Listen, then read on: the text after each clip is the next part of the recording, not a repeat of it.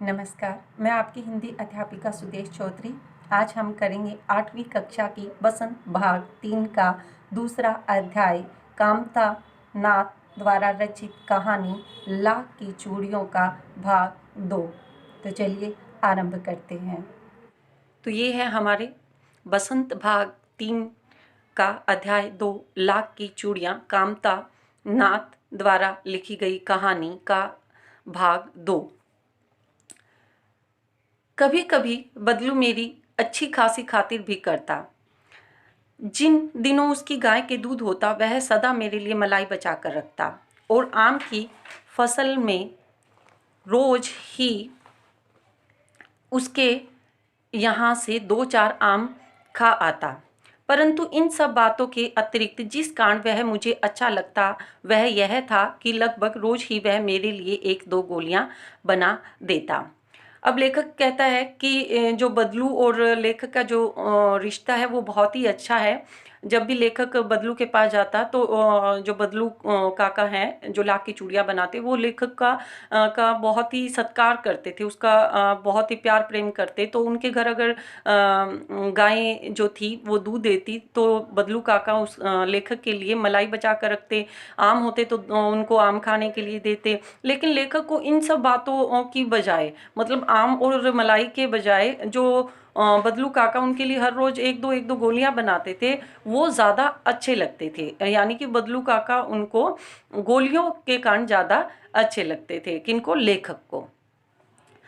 मैं बहुधा हर गर्मी की छुट्टियों में अपने मामा के यहाँ चला जाता और 1 आध महीने वहाँ रहकर स्कूल खुलने के समय तक वापस आ जाता। परंतु 2-3 बार ही मैं अपने मामा के यहाँ गया होऊंगा तभी मेरे पिता की एक दूर शहर में बदली हो गई और एक लंबी अवधि तक मैंने अपने मामा के गांव न जा सका। तब लगभग 8-10 वर्षों के बाद जब मैं वहाँ गया तो इतना बड़ा हो चुका था कि लाख की गोलियों में मेरी कोई रुचि नहीं रही। अतः गांव में होते हुए भी कई दिनों तक मुझे बदलू का ध्यान न आया।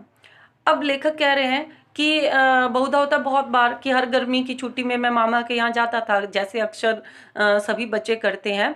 तो वो कहते कि 1 आध महीने में वहाँ रह कर भी आता था। लेकिन जो लेखक हैं वो कुल 2 या 3 बार ही मामा के यहाँ गए होंगे। उसके बाद क्या हुआ कि जो लेखक के पिताजी हैं वो शहर में थे और उनकी बदली कहीं और हो गई। यानी उनका वो कोई नौकरी करते थे और उनका तबादला हो गया, जिसके कारण वो एक लंबी अवधि तक, एक लंबे समय तक अपने मामा के पास नहीं जा सके। तब लगभग वो 8-10 वर्षों के बाद जब वहाँ गया, यानी कि लेखक अब बड़े हो चुके थे। तो वो कहते हैं कि अब मैं इतना बड़ा हो चुका था, जो लेखक जब अपने मामा के पास गए 8-10 वर्षों के बाद, तो लेखक इतने बड़े हो चुके थे क्योंकि लाख की जो गोलियां हैं वो तो बच्चों को पसंद थी। अब लेखक बच्चे तो रहे नहीं, अब वो बड़े हो गए थे। इसलिए जो लेखक कहते हैं कि मुझे लाख की गोलियों में किसी भी प्रकार की रुचि नहीं थी। इसलिए लेखक कहते हैं कि गांव में होने के बाद, यानी मामा के घर जाने के बाद भी जो बदलू काका है उनका लेखक को ध्यान नहीं आता। इस बीच आगे देखिए, इस बीच मैंने देखा कि गांव में लगभग सभी स्त्रियां कांच की चूड़ियां पहनी हैं। विरले ही हाथों में मैंने लाख की चूड़ियां देखी। तब एक दिन सहसा मुझे बदलू का ध्यान हो आया। बात यह हुई कि बरसात में मेरे मामा की छोटी लड़की आंगन में फिसल कर गिर पड़ी और उसके हाथ की कांच की चूड़ी टूटकर उसकी कलाई में घुस गई और उससे खून बहने लगा। खून बहने लगा। मेरे मामा उस समय घर पर न थे, मुझे ही उसकी मरहम पट्टी करनी पड़ी। तब सहसा मुझे बदलू का ध्यान हो आया और मैंने सोचा कि उसे मिल आऊं। अतः शाम को मैं घूमते घूमते उसके घर चला गया। बदलू वहीं चबूतरे पर नीम के नीचे एक खाट पर लेटा था। अब लेखक कहते हैं कि वैसे तो मैं बड़ा हो गया था, इसलिए जो लाख की गोलियां हैं उन पर मेरा जो गोलियां थी उनमें रुचि नहीं थी। इसलिए जो लेखक है उसको उनको बदलू काका का ध्यान मामा के घर जाने के बाद भी नहीं आता। लेकिन लेखक कहते हैं कि उन्होंने एक बात जो सोची, उनको ध्यान आया कि जो गांव में जितनी भी स्त्रियां हैं वो सब कांच की चूड़ियां पहनकर घूम रही है, कहीं कहीं किसी किसी स्त्री के हाथ में ही लाख की चूड़ी है। तब एक दिन मतलब सहसा होता है अचानक, कि अचानक ही लेखक को बदलू का ध्यान आता है। और वो भी कब आता है, जब एक दिन उस जो लेखक के मामा की लड़की है वो आंगन में फिसल कर गिर जाती है, और जो कांच की चूड़ी होती है वो उसकी कलाई यानी कि हाथ में चुभ जाती है और उसमें खून बहने लग जाता है। तो लेखक को उस दिन बदलू काका का ध्यान आता है, वह मामा की लड़की की मरहम पट्टी करता है, और फिर तुरंत ही जो बदलू काका हैं उनसे मिलने के लिए घूमते घूमते बदलू काका के घर जाते हैं। और देखते हैं कि जो बदलू काका है वही नीम के नीचे एक खाट पर लेटे हुए थे। आगे देखिए, नमस्ते बदलू काका, मैंने कहा। कौन कह रहा है? लेखक कह रहे हैं। किसको? बदलू काका को। नमस्ते बदलू काका, नमस्ते भैया।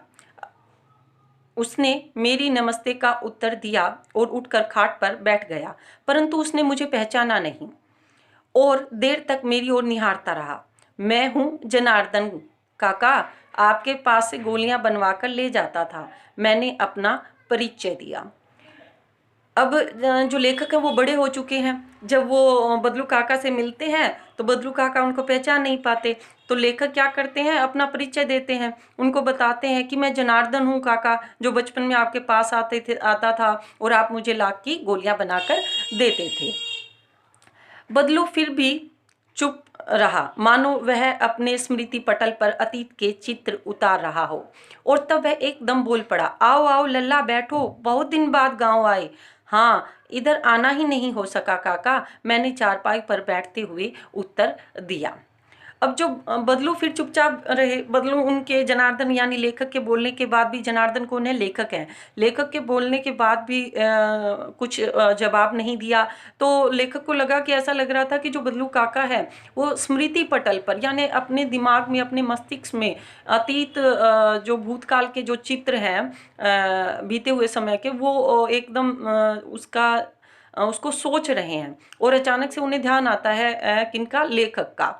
और कहते क्या हुआ हो, तुम्हें तो बहुत दिन हो गए गांव आए हुए। तो लेखक भी जब उत्तर देते हैं कि हाँ हाँ, मेरा इधर आना नहीं हुआ, इसलिए मैं नहीं आ पाया। कुछ देर फिर शांति रही। मैंने इधर उधर दृष्टि दौड़ाई। न तो मुझे उसकी मछिया ही नजर आई, न ही भट्टी। आजकल काम नहीं करते काका? मैंने पूछा। अब लेखक ने कुछ देर अपने दिमाग के घोड़े दौड़ाए और सोचा कि इधर उधर देखा, कहीं पर भी कोई सामान, जैसे कि कहानी की शुरुआत में बताया गया था कि घर के आगे खुला आंगन था। आंगन में क्या थी? जो भट्टी थी, एक लकड़ी का चौरस नुमा चौखट थी जिस पर वो कुछ मुंगेरियां थी। वो सामान अब लेखक को नजर नहीं आ रहा था। नहीं लल्ला, काम तो कई साल से बंद है। मेरी बनाई हुई चूड़ियां कोई पूछे तब तो गांव गांव में कांच का प्रचार हो गया है। वह कुछ देर चुप रहा, फिर बोला, "अ, मशीन युग है ना यह लल्ला, आजकल सब काम मशीन से होता है। खेत भी मशीन से जोते जाते हैं और फिर सुंदरता कांच की चूड़ियों में होती है, लाख में कहाँ संभव है।" अब जो बदलू काका हैं वह अपनी व्यवस्था बताते हैं। कहते हैं कि अब तो गांव-गांव में ही क्या है, कांच की चूड़ियों का प्रचार हो गया है, और जो चूड़ियाँ हैं, जो कांच की चूड़ियाँ हैं वो मशीन से बनती है, उनकी सुंदरता भी लाख की चूड़ियों से अधिक होती है। इसलिए क्या करते हैं बदलू काका ने, काम जो चूड़ियाँ बनाने, लाख की चूड़ियाँ बनाने का काम है वो अब बंद कर दिया है। लेकिन कांच बड़ा खतरनाक होता है, बड़ी जल्दी टूट जाता है। मैंने कहा। लेखक कहता है कि कांच तो बहुत खतरनाक होता है और टूट भी जल्दी जाता है। नाजुक तो फिर होता ही है लल्ला।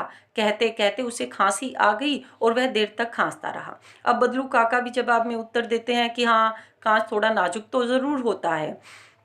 मुझे लगा उसे दमा है। अवस्था के साथ साथ उसका शरीर ढल चुका था।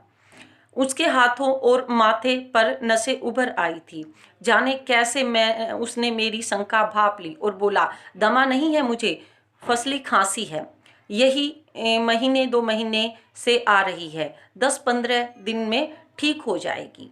अब लेखक उनसे उनकी अवस्था देखकर सोचता है कि इनको क्या लगता है दमा हो गया, लेकिन जो बदलू काका हैं वो कहते हैं कि मुझे दमा नहीं है, फसली खांसी है। फसली खांसी मतलब जब फसल कटने का समय होता है तो एक अलग से प्रकार की जो गर्द होती है वो मिट्टी में मिल जाती है, जिसके कारण खांसी होने लग जाती है। तो कहते हैं कि ये महीने 2 महीने में जैसे ही फसलों का काम हो जाएगा चली जाएगी। आगे कहते हैं, मैं चुप रहा। कौन? लेखक। मुझे लगा उसके अंदर कोई बहुत बड़ी व्यथा छिपी है। मैं देर तक सोचता रहा कि इस मशीन युग में कितने हाथ काट दिए हैं। कुछ देर फिर शांति रही जो मुझे अच्छी नहीं लगी। अब लेखक ने बहुत बड़ी बात सोची और लेखक को आज एहसास होता है कि इस मशीनी युग ने कितने ही लोगों को बेरोजगार कर दिया। आम की फसल अब कैसी है काका? कुछ देर पश्चात मैंने बात का विषय बदलते हुए पूछा। कौन पूछता है? लेखक। किसे? बदलू काका से। क्योंकि जब छोटा था तो बदलू काका लेखक जब बदलू काका के घर आते तो वो बदलू काका लेखक को आम खिलाते थे। अच्छी है लल्ला, बहुत अच्छी है, उसने लहक कर उत्तर दिया और अंदर अपनी बेटी को आवाज दी। अरे रज्जो, लल्ला के लिए आम तो ले आ। फिर मेरी ओर मुखातिब होकर बोला, यानी मुखातिब होकर आमने मतलब सामने होकर जो है बदलू काका कहते हैं, माफ करना लल्ला, तुम्हें आम खिलाना भूल गया था। नहीं नहीं काका। अब लेखक कहते हैं कि नहीं नहीं काका, आम तो इस साल बहुत खाए हैं। वाह वाह, बिना आम खिलाए कैसे जाने दूंगा। अब जो बदलू काका है वो लेखक को कहते हैं, नहीं नहीं, आपने कितने ही आम खाए हो, लेकिन मैं तो आपको आम खाए बगैर नहीं जाने दूंगा। मैं चुप हो गया। मुझे वे दिन याद हो आए जब मेरे लिए मलाई बचा कर रखता था वह। कौन? बदलू। बदलू के बारे में बात की गई है कि वो जब मेरे लिए मलाई बचा कर रखते थे, मुझे वो दिन याद आने लगे। गाय तो अच्छी है ना काका? मैंने पूछा। गाय कहाँ है लल्ला, 2 साल हुए बेच दी। कहाँ से खिलाता? इतने में रज्जो, उसकी बेटी, अंदर से एक डलिया में ढेर से आम ले आई। डलिया एक जैसे लकड़ी नुमा कोई बनी होती है, एक टोकरी टाइप में, टोकरी की तरह, टोकरी के आकार में बनी हुई होती है जो लकड़ी से बनती है। उसमें क्या करती है जो रज्जो है, वो किसकी बेटी है? बदलू काका की बेटी है। और आम लेकर आती है किसके लिए? लेखक के लिए। यह तो बहुत है काका, इतने कहाँ खा पाऊंगा, मैंने कहा। किसने कहा? लेखक ने कहा। अब बदलू काका कहते हैं, वाह वाह। वह हंस पड़ा। शहरी ठहरे ना, मैं तुम्हारी उम्र का था तो इसके चौगुने आम एक बखत में खा जाता था। बखत होता है एक समय में ही मैं इतने आम खा जाता था। कौन कहता है? बदलू काका। आप लोगों की बात और है, मैंने कहा। कौन कहते हैं? लेखक कहते हैं बदलू काका को कि आप लोगों की बात और है, मैं इतने आम नहीं खा पाऊंगा। अच्छा बेटी, लल्ला को 4-5 आम छांट कर दो, सिंदूरी वाले देना। देखो लल्ला कैसे हैं, इसी साल यह पेड़ तैयार हुआ है। रज्जो ने 4-5 आम अंजुली में लेकर मेरी ओर बढ़ा दिए। अंजुली होता है जब दोनों हाथों की हथेली मिला लेते हैं तो वो अंजलि बन जाती है। आम लेने के लिए मैंने हाथ बढ़ाया तो मेरी निगाह एक क्षण के लिए उसके हाथों पर ठिठक गई। गोरी गोरी कलाइयों पर लाख की चूड़ियां बहुत ही फब रही थी। फबना होता है जचना, कि जैसे ही जो रज्जू होती है बदलू काका की लड़की बेटी, वो लेखक की तरफ हाथ बढ़ाती है आम देने के लिए, तो जो लेखक का ध्यान है वो रज्जू की जो गोरी गोरी सुंदर कलाइयाँ होती हैं जिसमें लाख की चूड़ियाँ पहनी होती है और वो बहुत ही सुंदर लग रही होती हैं। तो लेखक की जो एक क्षण के लिए, मतलब एक समय के लिए जो आंखें हैं वो रज्जू की कलाई पर थम जाती हैं। बदलू ने मेरी दृष्टि देख ली और बोल पड़ा, यही आखिरी जोड़ा बनाया था जमींदार साहब की बेटी के विवाह पर। 10 आने पैसे मुझको दे रहे थे, मैंने जोड़ा नहीं दिया, कहा शहर से ले आओ।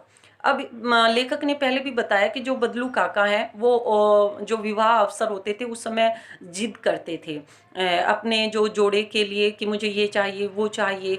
तो और उससे पहले कभी भी कुछ नहीं मांगते थे, अगर कोई मुफ्त में लेता तो मुफ्त में भी दे देते थे। तो उसी प्रकार अब बदलू काका कह रहे हैं कि मैंने यही आखिरी जोड़ा बनाया था, और किसके लिए बनाया था? जमींदार साहब की जब बेटी का विवाह था तो उनकी बेटी के लिए बनाया था।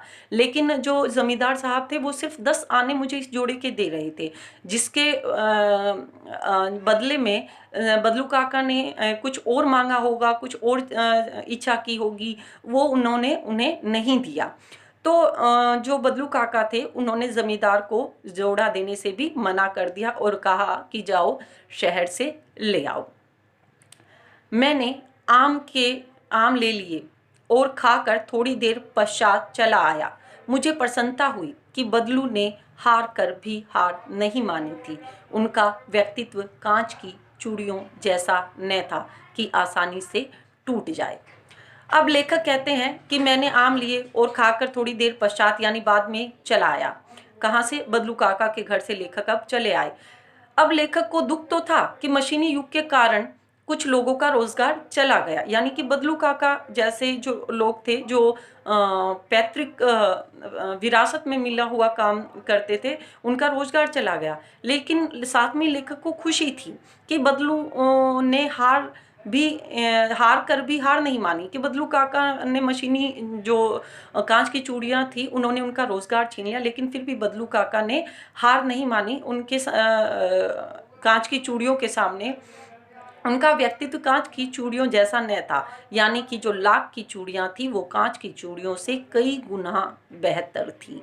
और जो बदलू काका का जो व्यक्तित्व था, उनका व्यक्तित्व कांच की चूड़ियों जैसा नहीं था, यानी कि अगर बदलू काका चाहते तो जो लाख की चूड़ियां थी वो सस्ती कर सकते थे और कम पैसों में भी दे सकते थे लोगों को। लेकिन बदलू काका ने कांच की चूड़ियों के सामने हार नहीं मानी और उन्होंने अपने जोड़े का वही कीमत रखी, वही वस्तु विनिमय का जो आधार था उसको बनाए रखा।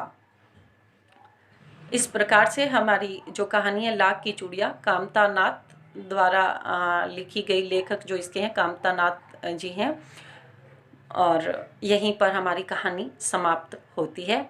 धन्यवाद।